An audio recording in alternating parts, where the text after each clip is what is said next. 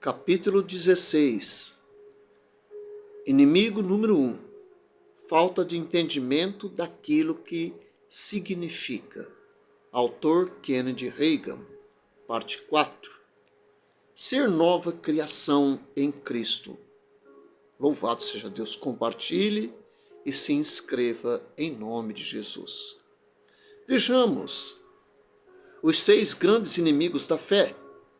O primeiro inimigo da fé é a falta de entendimento daquilo que significa ser uma nova criatura em Cristo, ou a falta de compreensão do que é a nova criação em Cristo. 2 Coríntios capítulo 5, verso 17 diz assim: E assim, se alguém está em Cristo, é nova criatura, as coisas antigas já passaram, eis que se fizeram novas todas as coisas. A falta de conhecimento daquilo que é a nova criação e daquilo que significa ser uma nova criatura em Cristo pode bloquear o andar pela fé do crente.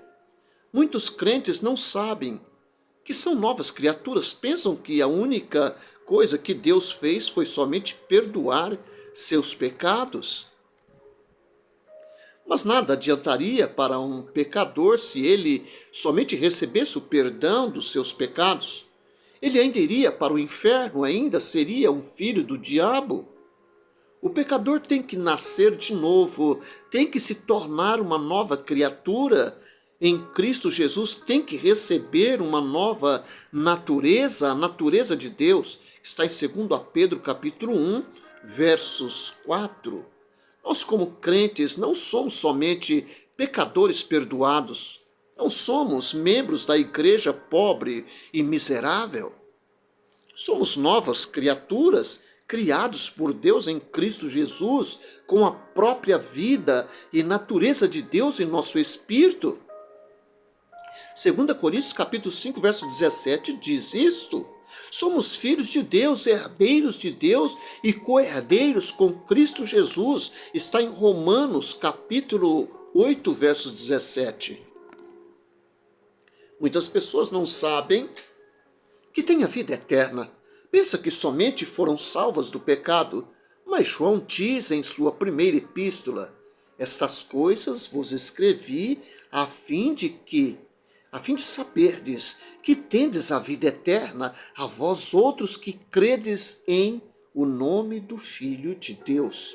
1 João, capítulo 5, versos 13. Quando você sabe o que você tem e quem você é em Cristo, isso faz a maior diferença do mundo. Louvado seja Deus. Eu sabia que era uma nova criação em Cristo. Lembro-me a primeira vez que li 2 Coríntios, capítulo 5, verso 17. Estava no leito de enfermidade, eu li: E assim, se alguém está em Cristo, é nova criatura. Era somente um jovem de 15 anos de idade quando fui salvo por Deus, lá no leito de enfermidade. Fiquei confinado à cama até quase 17 anos de idade, quando então fui curado pelo poder de Deus. Louvado seja Deus. Nos 3 ou 4 anos seguintes que se seguiram a minha cura, ainda não entrara para o meio dos cristãos do Evangelho pleno. Era um cristão denominacional que tinha comunhão com os outros membros da minha denominação. Mas eu posso lhe dizer, vivi uma vida tão boa quanto a que vivo hoje. Fui para o curso secundário e nunca tive os problemas de associação com o mundo que muitos outros jovens tiveram. Sabia que fazia grande diferença dizer a todos que era uma nova criatura em Cristo Jesus. Era somente um jovem denominacional, mas não me incomodava nem um pouco com o que as pessoas falavam a meu respeito. Eu não tinha medo de ser criticado. De fato, as críticas nunca me incomodaram nem um pouco. Eu tenho Cristo. Testemunhava para os alunos, para os professores, para o diretor e para todos que era uma nova criatura em Cristo. Eu tinha prazer nisto. De fato, Quando fui à cidade, logo depois de ser curado, encontrei um amigo meu. Antes de ficar confinado à cama, éramos amigos do peito. Mas durante os 16 meses que fiquei confinado à cama, ele viera me visitar somente uma vez. Quando o encontrei, ele parecia muito alegre e satisfeito em me ver. Sentamo-nos no estribo de um carro e começamos a conversar. Ele começou a falar do que fazíamos antes de ficar confinado à cama e de ter nascido de novo. Fiquei ouvindo com um olhar e uma expressão facial de alguém que não sabia o que ele estava falando. Eu me lembrava de tudo o que ele estava falando, mas não era mais a mesma pessoa. Não, eu não sentia mais aquilo dentro de mim. Aquilo já havia morrido. Em certo ponto ele olhou para mim e disse: "O que há de errado com você?" Eu disse: "Nada." Ele disse: "Você se comporta como se nem mesmo soubesse a respeito do que estou falando?" Ele apontou para uma loja ali perto e riu a respeito do que acontecera numa noite. Penso que tinha duas coisas que sempre podia fazer: sempre pude domesticar animais selvagens e abrir qualquer fechadura. Eu era prático nessas coisas. Suponho que eram talentos naturais, mas as fechaduras sempre me intrigaram. Estou lhe contando estas coisas para que você entenda a respeito do que ele estava falando. Louvado seja Deus. Abrira portas de algumas lojas quando tinha 13 anos, mas eu mesmo não entrava. Os outros meninos entravam e pegavam doces. É claro que eu os ajudava a comer com os doces. Era exatamente a respeito desse assunto que ele estava falando. A noite que ele se referia fora aquela em que os meninos entraram e pegaram doces, enquanto eu fora o responsável por abrir a fechadura da porta daquela loja. Ele ria por isso, enquanto eu somente ouvia. Até que eu disse: "O menino estava com você. Agora ele não está mais.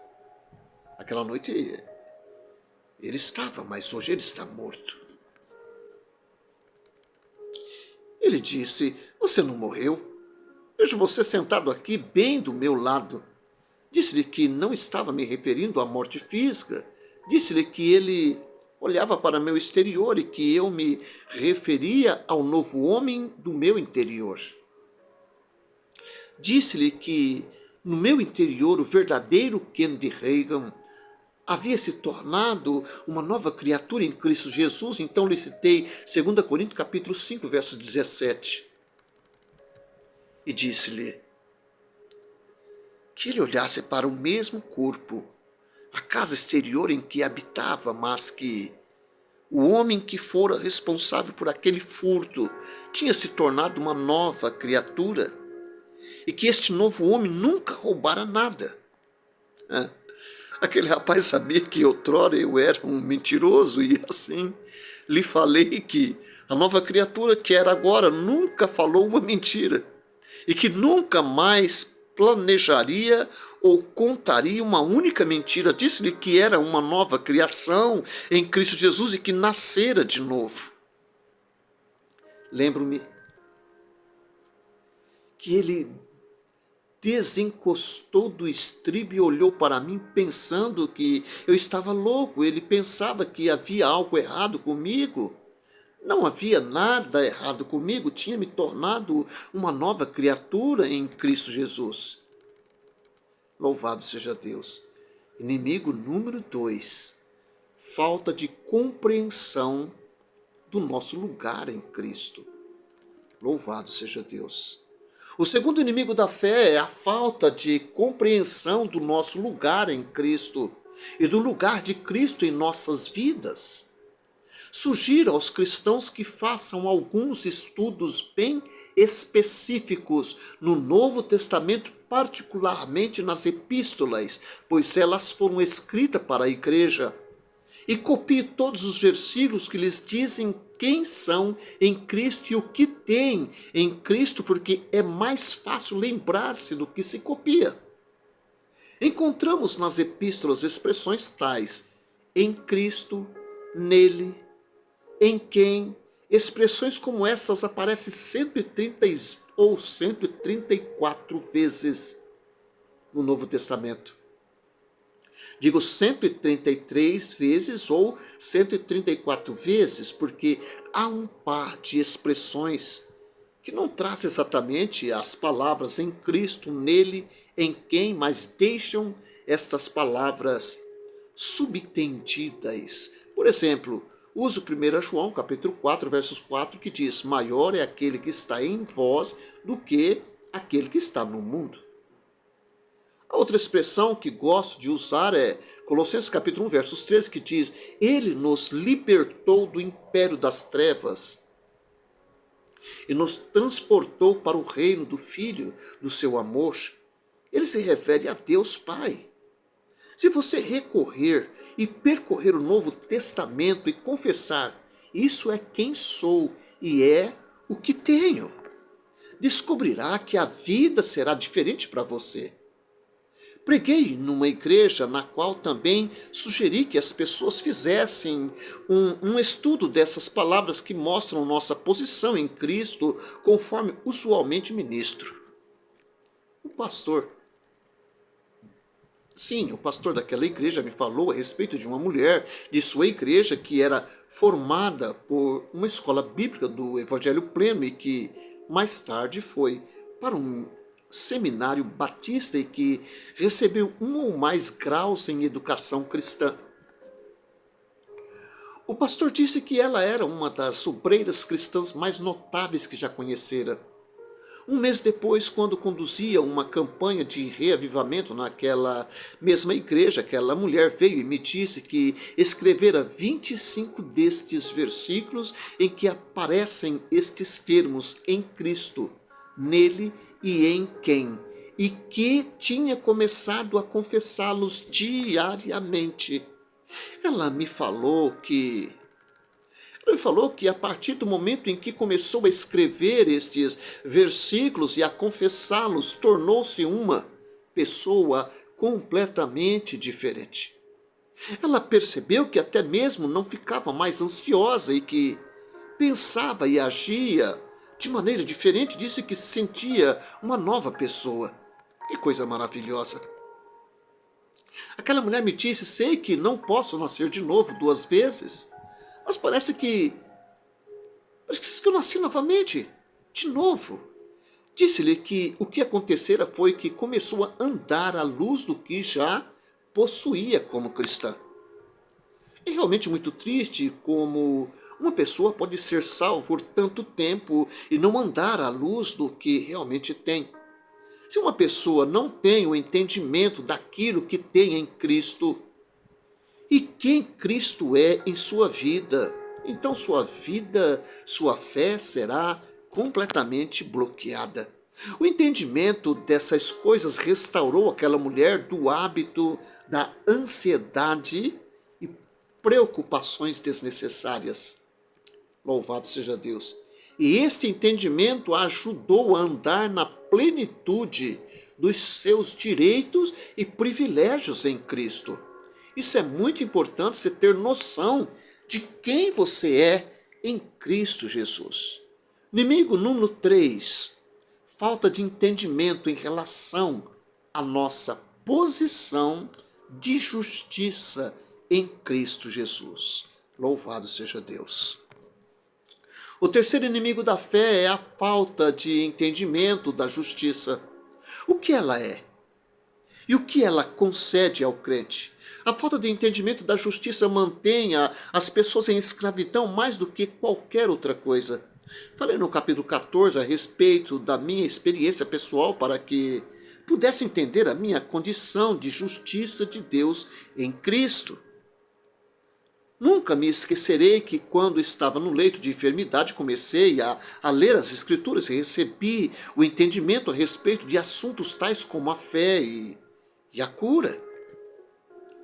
Fui a Tiago capítulo 5, verso 16, que diz: muito pode, por sua eficácia, a súplica do justo. Olhei para este versículo e pensei: Se fosse justo, Deus poderia ouvir minhas orações. Então, quando li noutra ocasião este versículo com mais atenção, percebi que Deus disse que Elias era um homem sujeito às mesmas paixões que as nossas, Tiago capítulo 5, verso 17. E mesmo assim Deus cita Elias como um exemplo de homem justo. Pensei que se Elias podia ser chamado de um homem justo, então também podia ser justo, porque era como ele.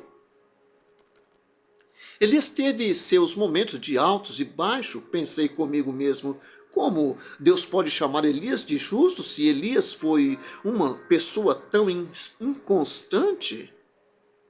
Mas depois entendi este princípio quando li Salmos 32. Bem-aventurado aquele cuja iniquidade é perdoada, cujo pecado é coberto. Bem-aventurado o homem a quem o Senhor não atribui iniquidade. Salmo 32, versos 1 e 2.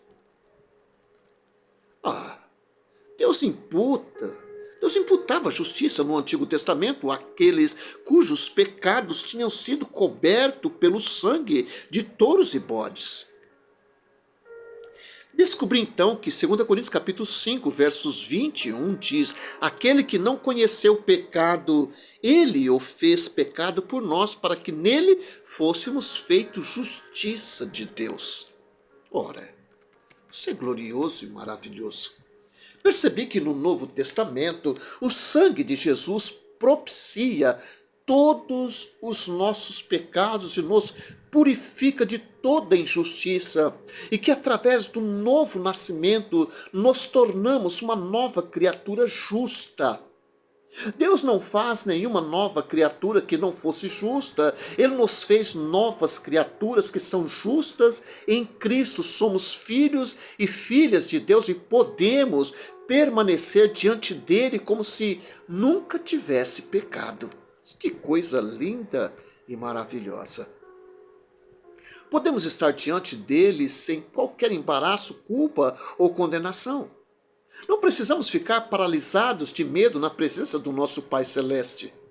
Podemos entrar em sua presença porque pertencemos a ele, somos filhos dele.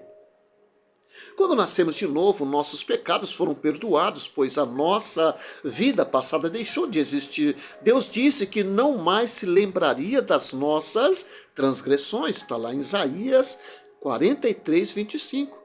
Já que Deus não se lembra delas, por que deveríamos lembrar? Analise.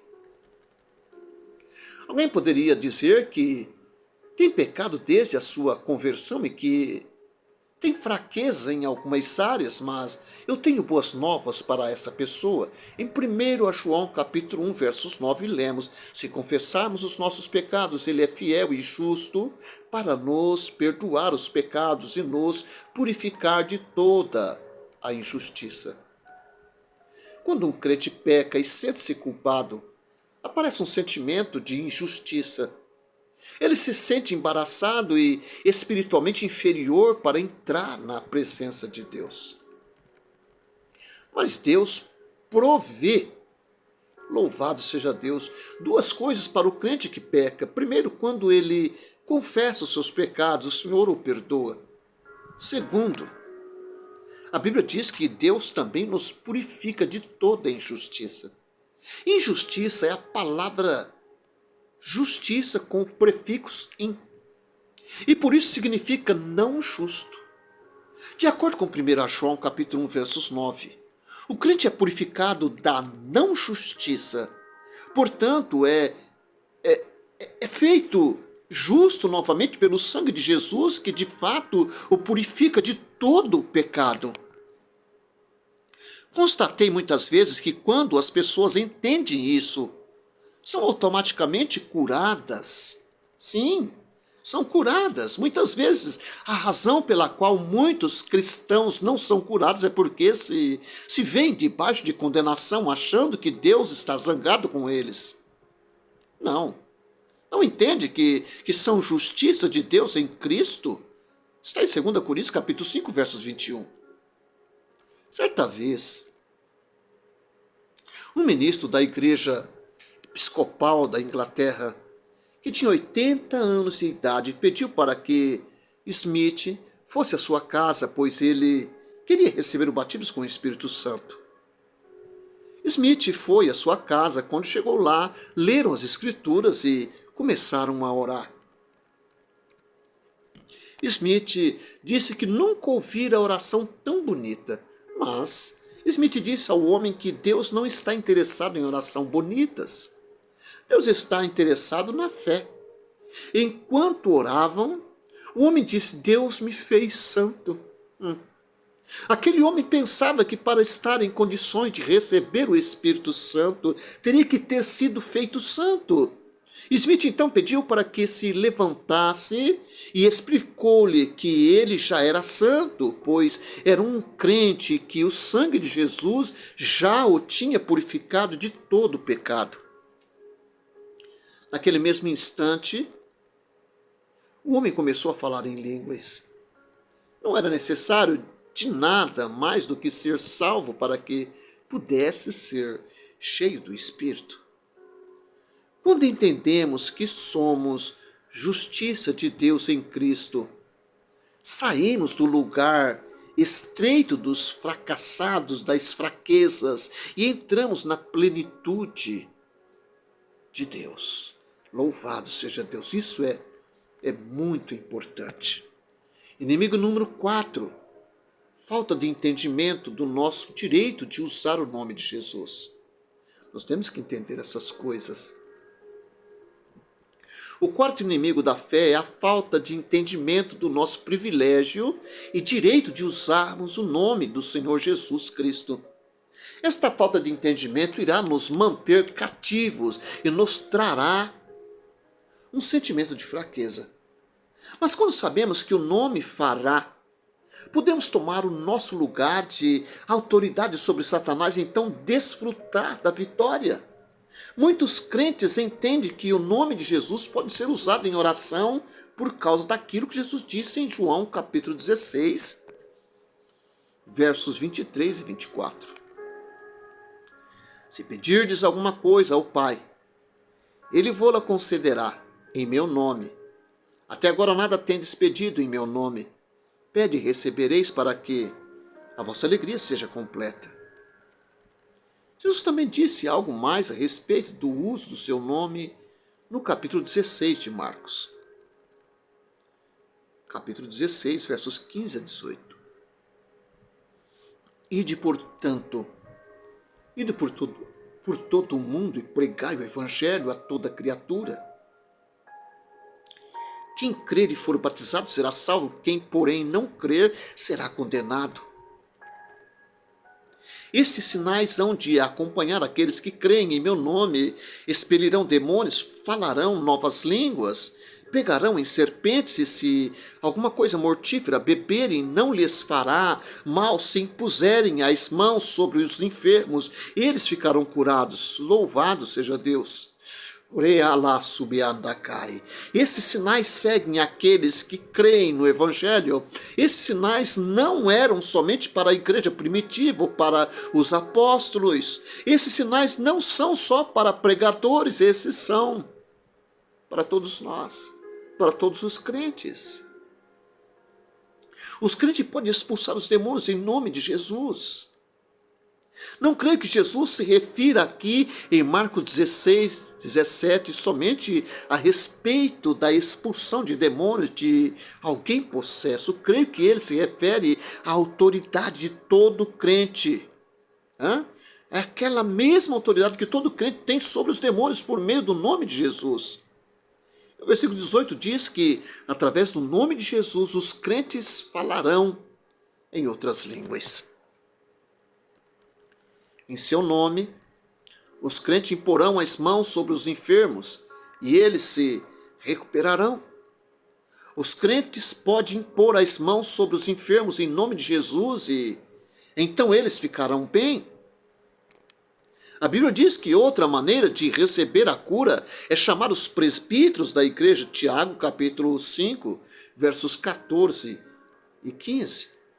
Mas o que fazer se você estiver em algum lugar em que não seja possível chamar os presbíteros da igreja? Precisamos aprender a nos apropriar da cura, pois ela nos pertence por direito de redenção. Estou convencido de que temos que deixar os presbíteros livres para tomarem conta dos nenês espirituais, que não sabem como agir para apropriar-se das promessas da palavra. Mas os cristãos mais velhos devem aprender a se apropriar da cura por si mesmos.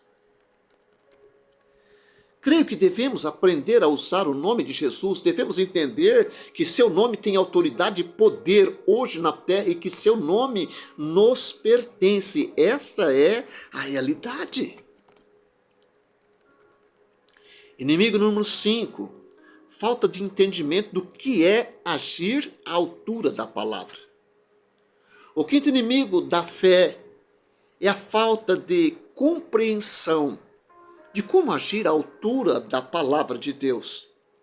Devemos parar de tentar fazer a palavra de Deus funcionar e começarmos a agir à altura da palavra.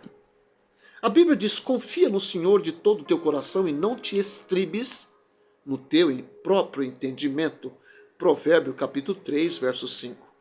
Tudo o que precisamos fazer é nos perguntar diante das situações o que a palavra de Deus tem a dizer a respeito disso. Se entendermos que a palavra é verdadeira e agirmos de acordo com sua veracidade, ela se tornará uma realidade em nossas vidas. Muitas vezes as pessoas vêm para ser curada. E muitas vezes elas procuram e não encontram. Dizem que conhecem todos os trechos que ensinei, citam Mateus capítulo 8, verso 17. Ele mesmo tomou as nossas enfermidades e carregou com as nossas doenças. Também cita 1 Pedro capítulo 2, versos 24, carregando ele mesmo em seu corpo sobre o madeiro os nossos pecados, para que nós, mortos aos pecados, vivamos para a justiça. Por suas chagas fostes sarados. E não adquire, e não pega esses versículos. Haja a altura da veracidade da palavra de Deus e tudo sairá bem. Sempre digo a essas pessoas: alguma vez você já agiu à altura da veracidade desses versículos? Essa pergunta às vezes deixa as pessoas surpreendidas. Deixe-me compartilhar com você o testemunho do Sr. Simpson, que somente agiu à altura da veracidade da palavra e assim pôde receber sua cura. Li seu testemunho há alguns anos numa revista cristã. O Sr. Simpson era um ministro presbiteriano naquela época, sendo que mais tarde fundou a Aliança Cristã Missionária. Nessa época, quando ele tinha 46 anos de idade, disseram-lhe que estava morrendo por causa de sua condição cardíaca e que não tinha mais que 6 meses de vida. Ele tinha ouvido muitos testemunhos de cura divina mesmo em sua própria igreja. Então foi para a sua fazenda, onde podia ficar a sós com Deus e dedicar o seu tempo completamente aos estudos da palavra de Deus. Ao final de 2 semanas, o Sr. Simpson pegou um pedaço de papel e escreveu: depois de meditar na palavra de Deus por 2 semanas, estou convencido de que a Bíblia ensina que a cura divina é para nós hoje. E a partir deste momento, desse dia, aceito ao Senhor Jesus Cristo como aquele que me sara e declaro que estou curado daquela condição cardíaca. Aqui estou. E estou bem por causa da palavra. Prometo a Deus usar esta força, energia e vida curadora que descobri para o seu propósito e para a propagação do Evangelho. Prometo a Deus que compartilharei a verdade da cura divina com os outros e que os ajudarei. Depois desse dia, o Sr. Simpson foi a um almoço público, onde deveria ser o orador. Então, as palavras, ele mesmo, de Mateus, capítulo 8, verso 17, vieram no seu coração. Assim ele abriu a Bíblia em Mateus capítulo 8, verso 17. Ele leu todo o versículo e disse à audiência que queria focalizar a atenção deles na palavra. Ele mesmo. Então, testemunhou para eles a maneira pela qual estivera meditando na palavra e chegar à conclusão de que Jesus é o mesmo Senhor que sara ainda hoje. Após o almoço, aqueles a quem falara lhe convidaram para subir um monte. Louvado seja Deus. O pensamento que imediatamente lhe veio é que não seria capaz de fazê-lo por causa da sua condição cardíaca, mas então se lembrou que tinha confessado sua cura e assim aceitou o convite e foi. Até este ponto não tinha visto nem sentido sua cura. Somente a tinha recebido e declarado pela fé. Durante todo o percurso pelo monte, em todo o instante que tirava sua mente da palavra de Deus, começava a sentir os sintomas da condição cardíaca. Mas venceu esses sintomas porque quando reivindicou novamente na palavra sua cura, todos os sintomas desapareceram. Lutou esta batalha durante todo o percurso de subida do monte. Mas, quando chegou ao topo do monte, andava já sem nenhum sintoma. Quando li este testemunho, o Dr. Simpson tinha 60 anos de idade. E disse que depois daquele dia nunca mais os sintomas retornaram.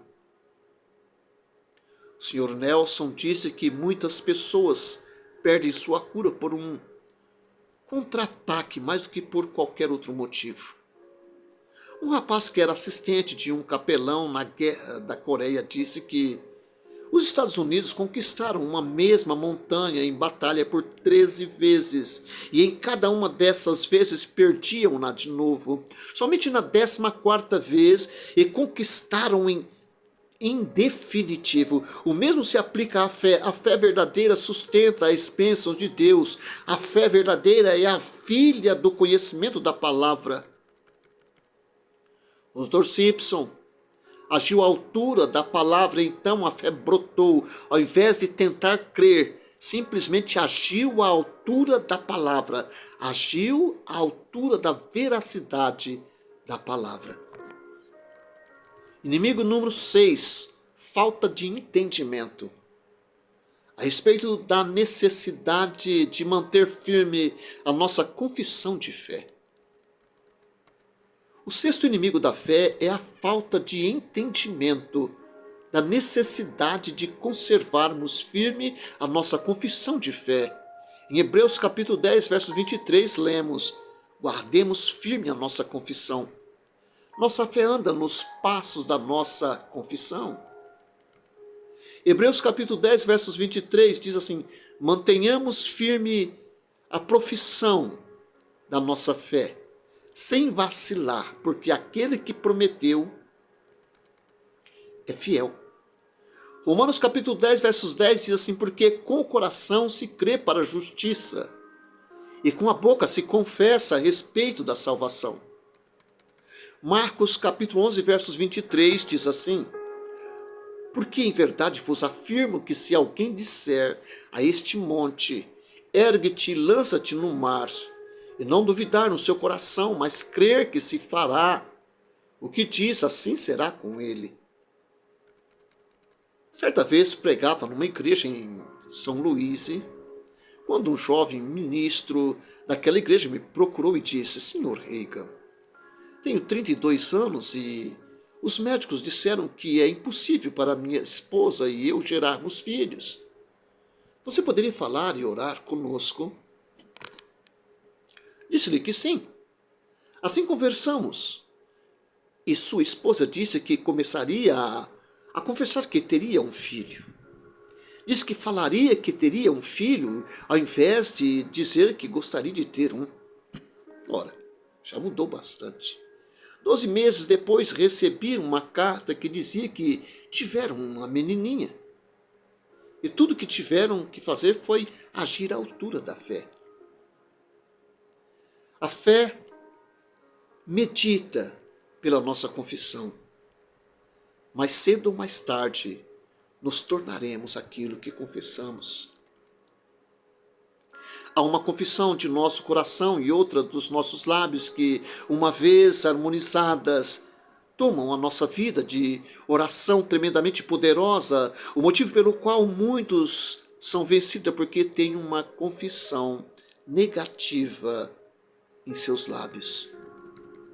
Falam de fraquezas. Fracassos invariavelmente vão para o nível de sua confissão. Esta é a lei bíblica que descobri dos lábios de Jesus em Marcos capítulo 11, versos 23. Ele terá o que diz. A lei bíblica é esta, nossas confissões nos governam. Em outras palavras, temos o que dizemos. Veja um exemplo de confissão e como ela resultou numa cura no capítulo 5 de Marcos. Marcos capítulo 5, versos 28 até o 34. Porque dizia, se eu apenas lhe tocar as vestes, ficarei curada. E ele, Jesus, lhe disse, filha, a tua fé te salvou, vai-te em paz e fica livre do teu mal. O que ela disse era a sua fé falando, e assim aconteceu. Apresentamos 6 grandes inimigos da nossa fé. Identificar esses inimigos e renovar nossa mente pela palavra de Deus fará nossa fé aumentar e crescer. Todo crente pode ver as promessas de Deus cumprirem-se em suas vidas, se dedicar tempo a meditar quem é em Cristo, o que tem em Cristo, e se agir à altura da veracidade da palavra de Deus. Nesse capítulo estudaremos a fé do tipo de Deus. A fé do tipo de Deus é a mesma fé que crê e fala. 2 Coríntios capítulo 4, versos 13. Jesus demonstrou esta espécie de fé, por exemplo, em Marcos capítulo 11, versos 12 a 14. No dia seguinte, quando saíram de Betânia, teve fome. E vendo de longe uma figueira com folhas, foi ver se nela, porventura, acharia alguma coisa. Aproximando-se dela, nada achou senão folhas, porque não era tempo de figa. Então lhe disse Jesus, nunca mais coma alguém fruto de ti. E seus discípulos ouviram isso. E passando eles pela manhã, viram que a figueira secara desde a raiz. Então Pedro, lembrando-se, falou, mestre, eis que a figueira que amaldiçoaste secou. Ao que Jesus lhe disse, tende fé em Deus. Porque em verdade vos afirmo que se alguém disser a este monte, ergue-te e lança-te no mar, e não duvidar no seu coração, mas crer que se fará o que diz, assim será com ele. Por isso vos digo que tudo quanto em oração pedirdes, crede que recebeste, será assim convosco. Louvado seja Deus. Tende fé em Deus. Esta é a verdade. Concentraremos nossa atenção na afirmação, tende fé em Deus. Marcos capítulo 11, versos 22. Em muitas versões bíblicas, nos comentários de rodapés, lê-se a respeito deste versículo, tende fé em Deus. Ou conforme alguns estudiosos no grego dizem, tende a fé do tipo de Deus. Ao amaldiçoar a figueira, Jesus demonstrou que tinha fé do tipo de Deus. Porque aquilo que disse ocorreu.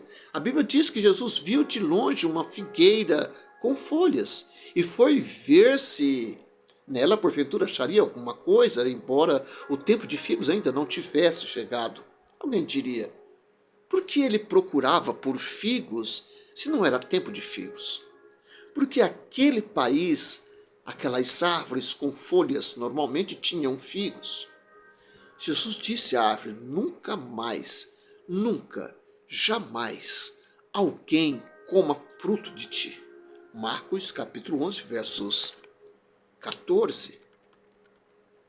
No dia seguinte, Jesus e os discípulos passaram perto da figueira e viram que ela havia secado desde a raiz. Marcos 11, 21 diz: então Pedro, lembrando-se, falou: mestre, eis que a figueira que amaldiçoastes secou. A declaração de Pedro sobre a figueira fez com que Jesus fizesse uma declaração surpreendente: tende fé em Deus. Marcos 11, 22. Ou tenha a fé do tipo de Deus. Marcos 11, 23 e 24. Porque em verdade vos afirmo, e se alguém disser a este monte, ergue-te e lança-te no mar, e não duvidar no seu coração, mas crer que se fará o que diz, assim será com ele.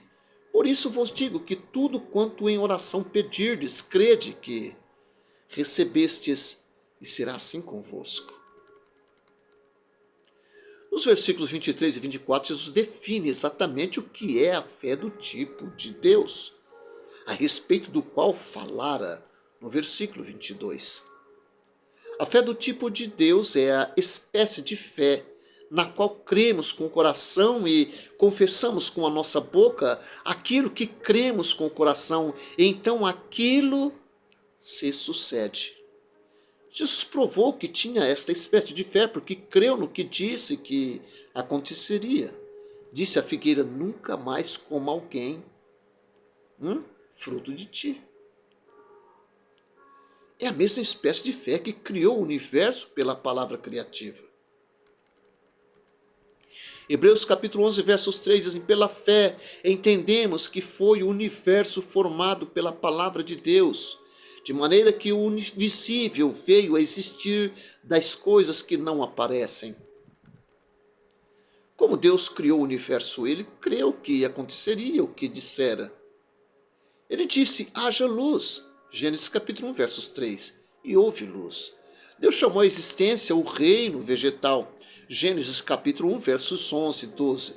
E o reino animal. Gênesis 1, 20 e 25. Deus chamou à existência os céus, a terra, chamou à existência a lua, o sol, as estrelas e o universo. Gênesis capítulo 1, versos 1, 8, 9, 14 a 18. Deus simplesmente falou e assim aconteceu porque ele creu que assim seria, e assim foi. Jesus provou que tinha esta mesma fé, essa mesma espécie de fé. Então disse aos discípulos que eles deveriam ter este tipo de fé. É o tipo de fé em que a pessoa crê em algo com seu coração e confessa com sua boca o que crê com o coração. Então aquilo acontece. Louvado seja Deus.